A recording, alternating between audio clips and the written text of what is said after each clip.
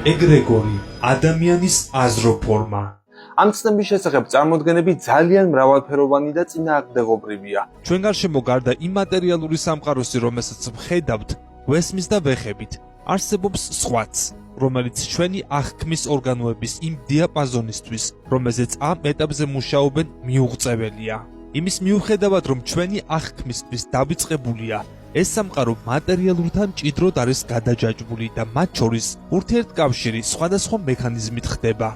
ჯამში ეს ყველაფერი ჩვენს ყოფიერებაზე სხვადასხვაგვარად აისახება. ერთ-ერთი ამ მექანიზმთაგანი, რომელიც მატერიალურსა და არამატერიალურს აკავშირებს და ურთიერთქმედებას ახდენს, არის ეგრეგორი. ეგრეგორებში არამატერიალური წარმონაქმნები იგულისხმება, რომლებიც კაცობრიობის გარკვეული ფსიქიკური დანაყოფებისგან ჩნდებიან დიდი კოლექტივების თავზე. ეგრეგორებს სულიერი მონადები არ გააჩნიათ, მაგრამ დროებით კონცენტრირებული ნებელობითი მუხტი და თვითცნობიერების ექვივალენტი აქვთ.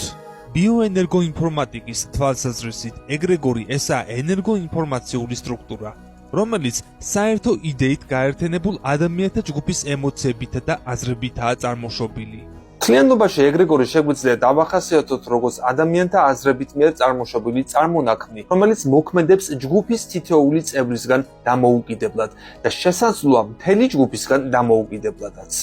ზოგიერთ თანამედროვე ეზოთერულ სწავლებაში ითვლება, რომ ენერგოგაცვლა ადამიანსა და ეგრეგორს შორის არატოლფასია, რომ ეგრეგორი ყოველთვის უფრო მეტ ენერგიას იღებს ადამიანისგან, ვიდრე აძლევს და ამავე დროს ადამიანისთვის შეუმჩნევლად მოქმედებს მის აზროვნებაზე.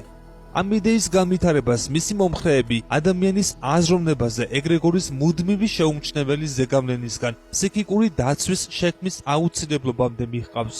აზრი, ისევე როგორც სხვა იმპულსები, ელექტროქიმიურ ურთიერთქმედებათა შედეგია. როდესაც იკვეთებიან აზრები მსგავსი იდეით და ხარისხით, ისინი ქმნიან აზრთა ერთობლიობას, ეგრეგორს.